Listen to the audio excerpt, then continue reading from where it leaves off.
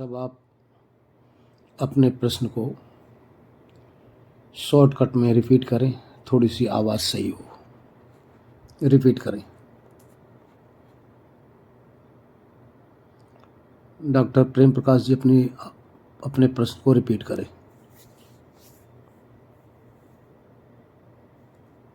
प्राण का नियंत्रण कैसे होता है? जी। और दूसरा प्रश्न है कि हमारे श्वासों का या पंच प्राणों का मन से क्या संबंध है? प्राणायाम कैसे मन को नियंत्रित करता है? जी जी जी। पहला प्रश्न आपका कि प्राणों को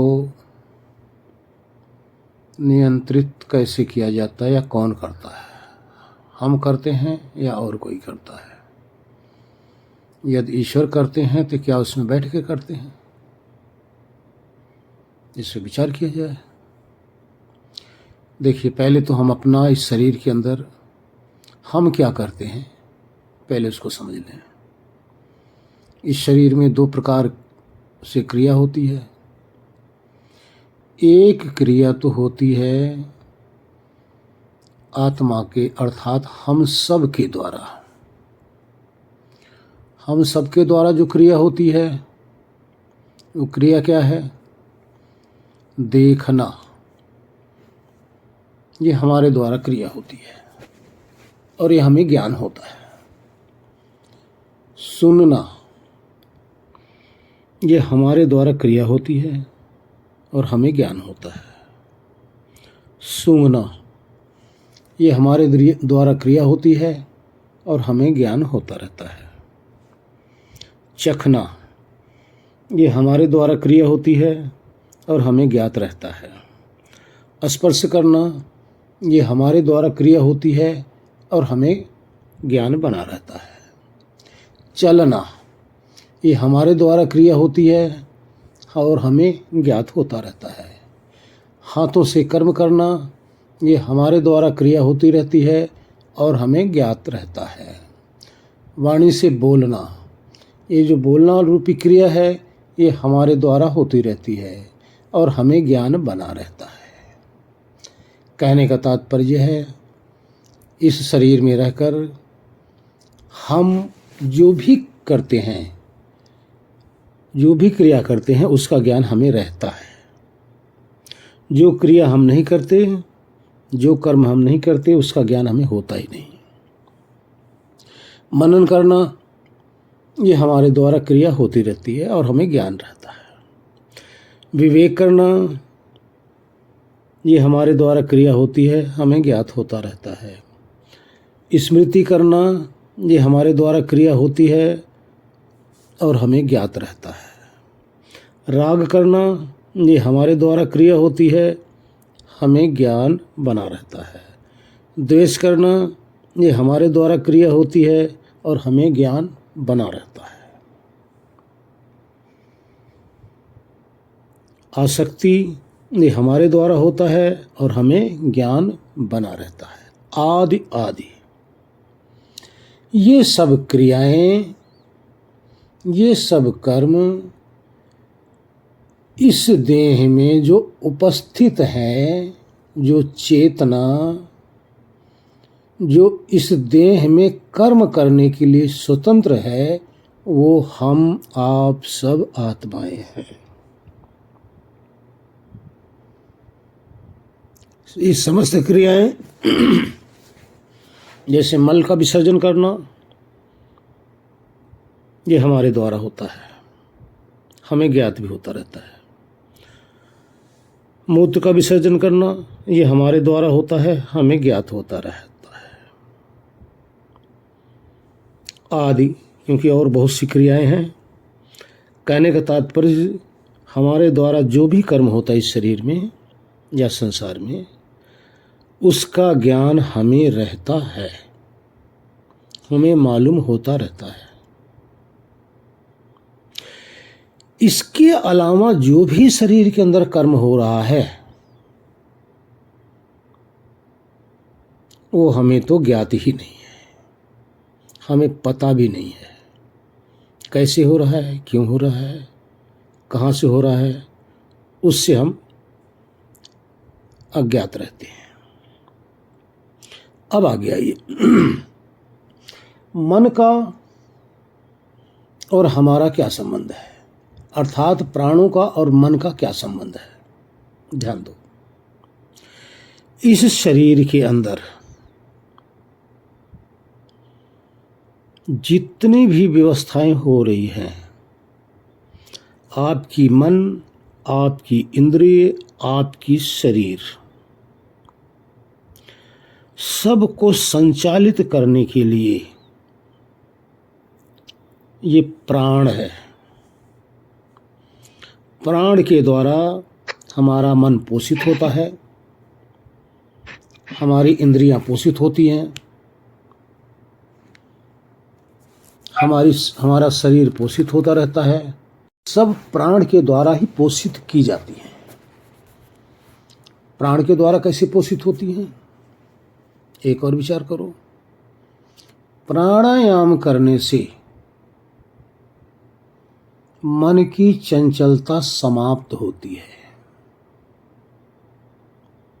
प्राणायाम करेंगे तो उससे मन की चंचलता समाप्त होती है, क्योंकि मन को कंट्रोल करने की सत्ता किसके अधीन है? प्राण के पास। प्राण से मन शांत होता है और प्राण से इंद्रियां भी पोषित होती हैं, प्राण से शरीर भी पोषित होता है। अब कैसे होता है? अब आगे की क्रिया हमारी नहीं है, आगे की क्रिया ईश्वर की है, परमात्मा की है। परमात्मा क्या है? ईश्वर क्या है? एक विशेष शक्ति जिसको सुप्रीम पावर कहा जाता है। इस ब्रह्मांड का, जो ब्रह्मांड का सुप्रीम पावर है, ये शरीर के अंदर बाकी की क्रिया उस सुप्रीम पावर के थ्रू हो रही है। अब जैसे आपका प्रश्न है कि वो सुप्रीम पावर क्या इसमें बैठ के करता है? विचार नहीं है, या कहीं और से रिमोट के द्वारा कंट्रोल कर रहा है? नहीं, ऐसा नहीं है। सुप्रीम पावर एक एक अणु, एक एक कण के अंदर विद्यमान है। वो शक्ति है। ये जितना भी नियम है, जो शरीर के अंदर जितने भी नियम चल रहे हैं,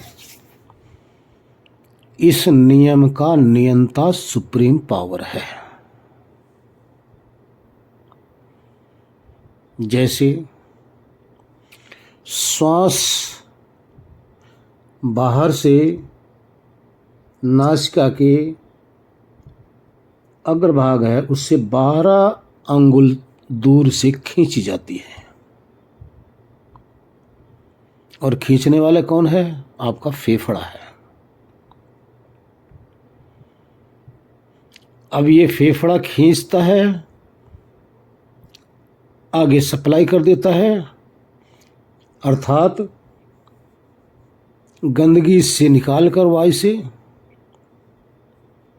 ऑक्सीजन को लेकर बाकी कार्बन डाइऑक्साइड इसमें की, जो बाहर से वायु लिया उसकी भी, और जो शरीर के अंदर कार्बन डाइऑक्साइड अर्थात जो आपकी दूषित वायु है शरीर के अंदर, उसको बाहर करता रहता है। ये फेफड़ा का कार्य है। विचार करो, फेफड़ा तो, अब आप तो डॉक्टर हैं, फेफड़ा तो रक्त रंजिश है, मांस का एक प्रकार का लोथड़ा है। मांस के लोथड़े के अंदर इतनी पावर कहाँ से आ सकती है कि जन्म से मृत्यु तक 1 मिनट में 70-72 बार या 70-80 बार ये हमारी सांस या हार्ट धड़कता रहता है। इन सब में पावर नहीं है, ध्यान रखना। ये एक प्रकार का इंस्ट्रूमेंट है। इंस्ट्रूमेंट के अंदर जब तक पावर ना हो इंस्ट्रूमेंट नहीं चल सकता। इंस्ट्रूमेंट के अंदर शक्ति चाहिए, शक्ति चलाती है। जो सुप्रीम पावर कण कण के अंदर है वही हमारे शरीर के एक एक सेल्स के अंदर विद्यमान है।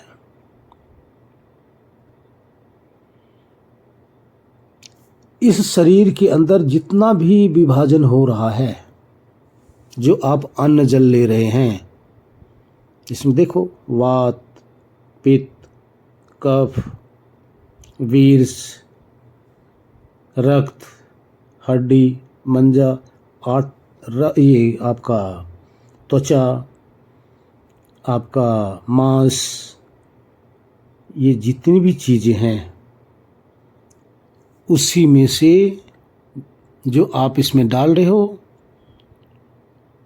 उसी में से निकाल कर ये जो प्राण है, अभी प्राण की बात आई, समान वायु है, ये आपकी आंत से ऊपर खींचता है। ध्यान रखना, आंत में भी छिद्र है, आंत के अंदर आपका भोजन पकता है 37 डिग्री टेम्परेचर से। लगभग में 13 मीटर के आसपास आपकी आते हैं, इसी के अंदर आपका भोजन पक रहा है और उसी आंत के छिद्र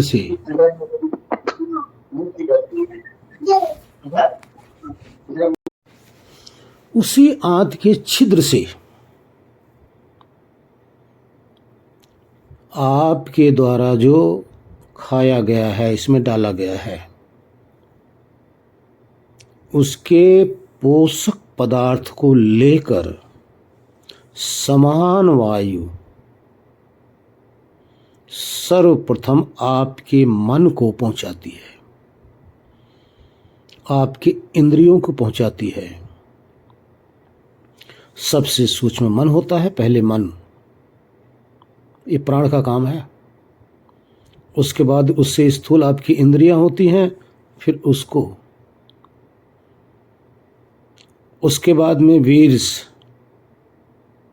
उसके बाद हड्डी, उसके बाद रक्त, उसके बाद आपके मसल्स, फिर त्वचा, सब जगह समान वायु वितरण करती है। विचार करो, वायु के अंदर एक क्षमता नहीं है उसको पता चले कि हमें कहाँ कहाँ पहुंचाना है, क्योंकि इसमें ज्ञान नहीं है, ये ज्ञान युक्त है ही नहीं, ये तो विज्ञान युक्त है। लेकिन जो इसके अंदर नियंता बैठा हुआ है, उस नियंता के द्वारा सब जगह यथा उचित ये सब पहुंचाया जा रहा है और इसका कार्य करता है आपका समान वायु। और आप देखिए, आपका प्राण क्या करता है आपको बता दिया गया है। बाहर से जो खींचता है उसको प्राण कहते हैं। जो अंदर की दुर्गंध बाहर जा रही है इसको अपान कहते हैं। जो भोजन को सम करके समस्त इंद्रियां और शरीर तक पहुंचाया करता है इसको समान वायु कहते हैं।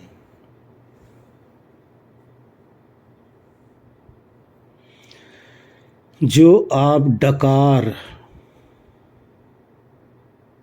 हिचकी, आपकी पलकें झपकती रहती है, खुलती बंद होती रहती हैं, इसको बयान वायु करता है इस कार्य को।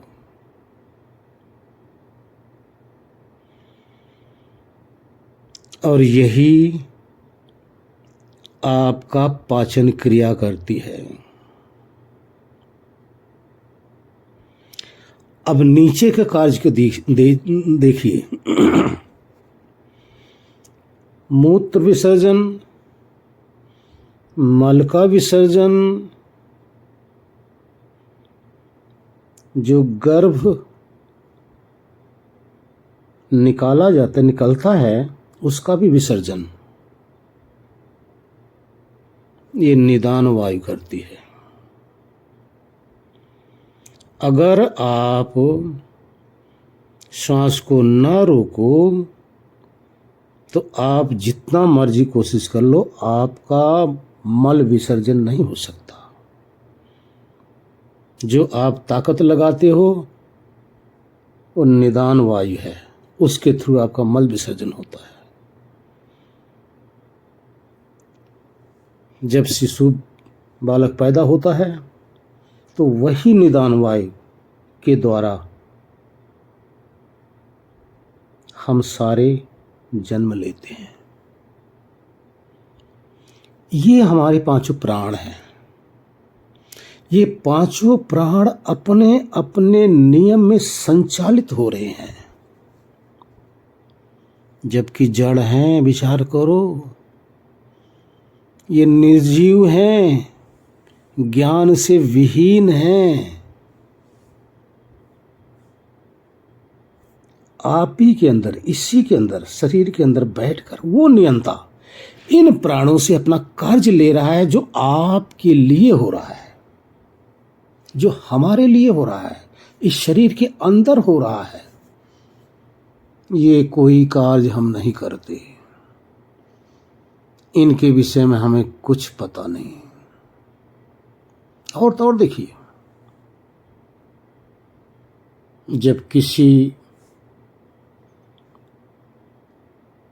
स्त्री को या किसी माता और किसी जीवन में होती हैं, जब उनका संतान पैदा हो जाती है उनकी, तो उसी स्त्री के शरीर में एक विशेष क्रिया होने लग जाती है। वो क्या है? वो ये है कि जो अभी तक तो ये सब कुछ हो रहा है, रक्त बन रहा है, मल बन रहा है, मूत्र बन रहा है, सारे भागों में डिवाइड हो रहा है, हड्डियां बन रही हैं, आपका चाम बन रहा है, रक्त यानी सब कुछ बन रहा है, लेकिन एक विशेष क्रिया और होने लग जाती है। और वो विशेष क्रिया क्या है? जो शिशु आया उसके लिए स्तन में दूध आने लग जाता है। ना तो स्तन को पता है कि मुझे बालक को दूध पिलाना है,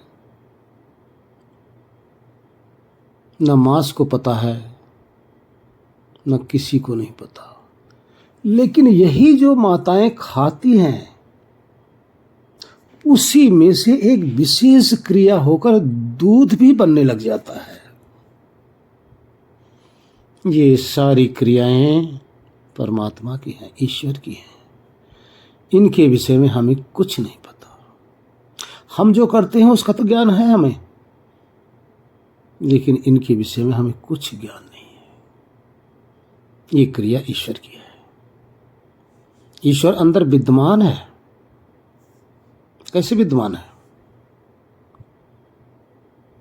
अगर आप विद्यमान ना हो तो आपके एक शब्द बाहर नहीं निकल सकते। आपकी सत्ता के द्वारा ही तो शब्द निकल रहा है।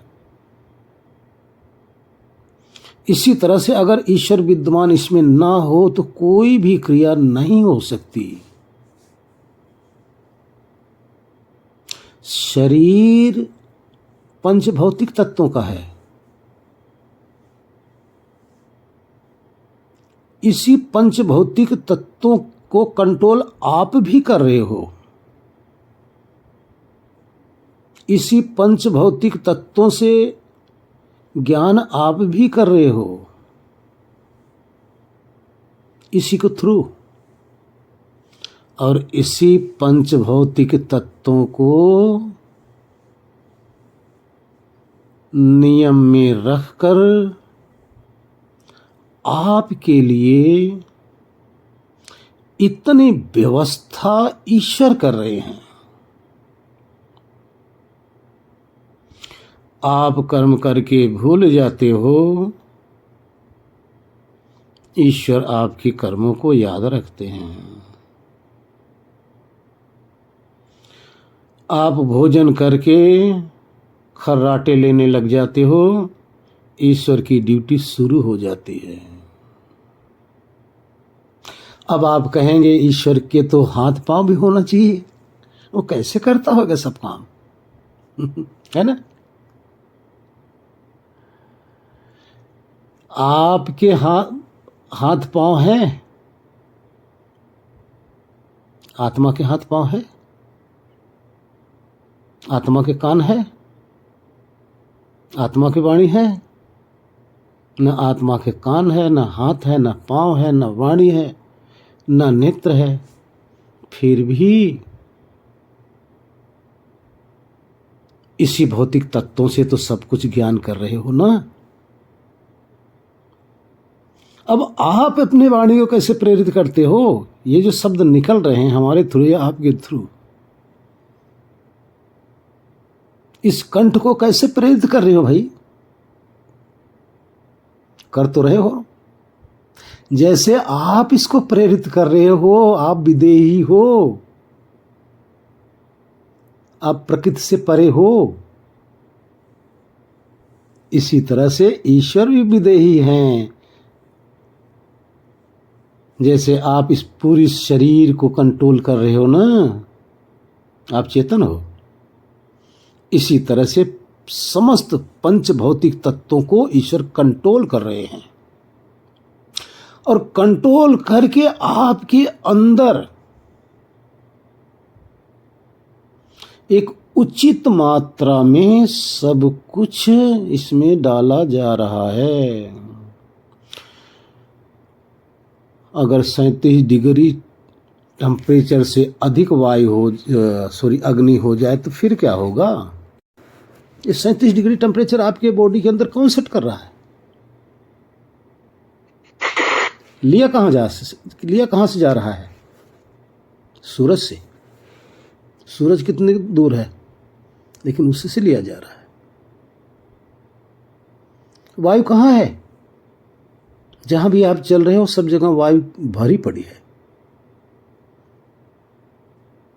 इस वायु को आपके अंदर कैसे पहुंचाने की प्रक्रिया बनाई गई है? ये सारी क्रिया, कहने का तात्पर्य ये सारी क्रिया ईश्वर के थ्रू हो रही है। ईश्वर अंदर विद्यमान है। ईश्वर एक देशी नहीं है, यहां गौर कर लेना। ईश्वर एक देशी नहीं है, ईश्वर सर्वदेशी हैं। ईश्वर व्यापक हैं।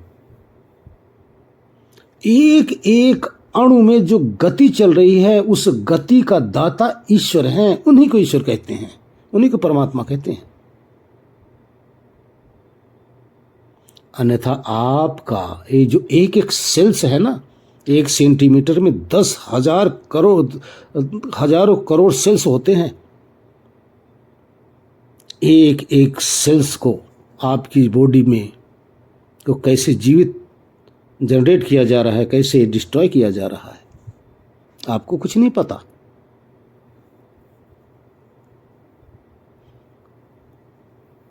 विस्तार बहुत हो जाएगा, उचित है कि अब यहीं समाप्त किया जाए। और कोई दूसरा प्रश्न आपका क्या आ गया है? जैसा खाओगे अन्न वैसा बनेगा मन, जैसा करोगे संग वैसा रहेगा आपका मन। इस पे फिर थोड़ा सा 2 मिनट विचार हो जाए। आपकी समस्त गतिविधि प्राण के द्वारा होती है। अब देखो, आप प्राण के द्वारा कैसे अपना कार्य करते हो और ईश्वर प्राण के द्वारा कैसे कार्य करते हैं। ईश्वर और आपकी समानता देखिए। 60,000 नसें हैं आपके गले में, कंठ में, जिसके द्वारा आपकी ये साउंड निकल रही है। आपकी जीवा ताल से टकरा रहे हैं, शब्द बन रहे हैं, होंठ से लेकर कंठ तक। अगर आप बोलना चाहो, होंठ बंद कर लो, शब्द निकाल के दिखा दो जरा। अगर शब्द निकालेंगे भी होंठ खोलकर, तो पशु की तरह आपकी आवाज निकलेगी, मनुष्य की तरह नहीं निकलेगी, पशु की तरह निकलेगी। क्योंकि पशु जब कोई शब्द बोलते हैं तो होंठ से नहीं बोलते, वो कंठ से ही बोलते हैं। लेकिन मनुष्य जब कोई शब्द बोलता है तो कंठ और होंठ, तालु, जिह्वा सब लगा रहता साथ में। अब आप बिना वायु के, बिना प्रश्वास के आप कोई शब्द बोल नहीं सकते। ये प्राण अपान का कार्य है।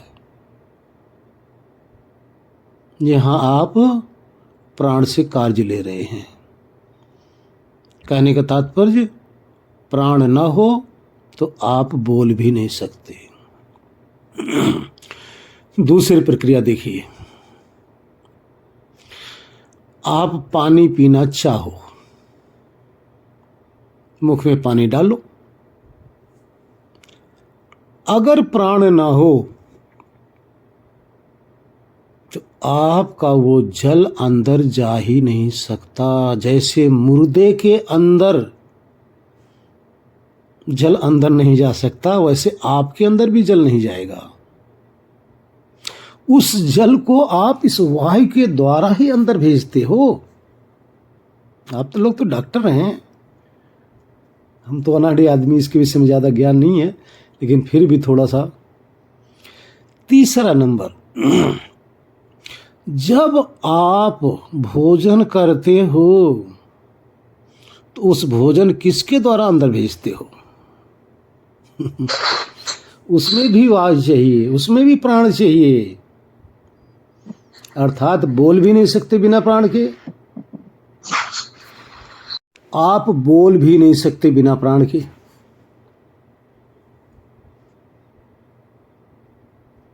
आप पानी नहीं पी सकते बिना प्राण के, आप भोजन नहीं कर सकते बिना प्राण के, और आप जीवित भी नहीं रह सकते बिना प्राण के। ये एक ही जगह काम कर रहा है। अभी एक जगह का प्रमाण आपको दिया गया। आप सांस लेते हैं नासिका से, ये भी प्राण अंदर जा रहा है। नासिका के द्वारा प्राण बाहर आ रहा है, अर्थात अपान। दोनों इंद्रियों में आपका प्राण के द्वारा दोनों संचालित हो रही हैं। तीसरा आप देखिए, ये जो आप आंखें भींच रहे हो ना, आंखें पलक झपक रही है, उठ रही हैं, झपक रही है, उठ रही है, यहां भी प्राण ही कार्य कर रहा है। आगे आइए। जो आपको शब्द सुनाई दे रहा है ना कान के द्वारा, अगर वायु ना हो उस वातावरण में तो शब्द आप तक आ ही नहीं सकता, और ये कर्ण इंद्रिय आवाज को कैच ही नहीं कर पाएंगी। अर्थात इस आकाश के द्वारा हमारे जो शब्द हैं वाणी से निकले हुए, आकाश मार्ग से होते हुए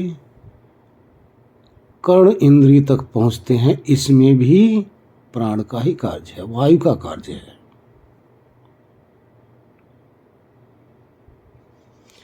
आपके शरीर के अंदर जो 37 डिग्री टेम्परेचर सेट किया जा रहा है, जो प्राण आप सांस ले रहे हैं, इसके अंदर जो उष्णता है सूरज की, अग्नि की, उसी में से ये निकालकर आपके अंदर 37 डिग्री टेम्परेचर सेट किया जा रहा है।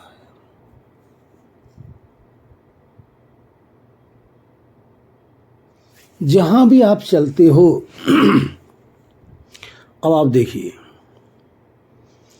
जब आप अपने हाथ को उठाते हो, हाथ को, इस हाथ को उठाने में जो ताकत दे रहा है, ये भी प्राण ही है। आपके इस इंद्रिय को ताकत दे रहा है। जो हाथ इंद्रिय हमारी सूक्ष्म इंद्रिय है, उसको प्राण सहयोग कर रहा है, जिससे ये स्थूल हाथ उठ पा रहा है। जिस पांव से आप चलते हो, इसमें भी प्राण ही सहयोग कर रहा है, क्योंकि जिसको आप पांव कह रहे हो, ये तो स्थूल पांव है, लेकिन इसमें जो शक्ति रूप में है वो सूक्ष्म पांव है। उस सूक्ष्म पांव को भी ये प्राण ही शक्ति दे रहा है, जिससे आप चल फिर पाते हो। और देखिए, आप बैठ जाओ, आप उकुर मुकुर बैठ जाओ पांव के बल, आप नाक और मुख खोल लो,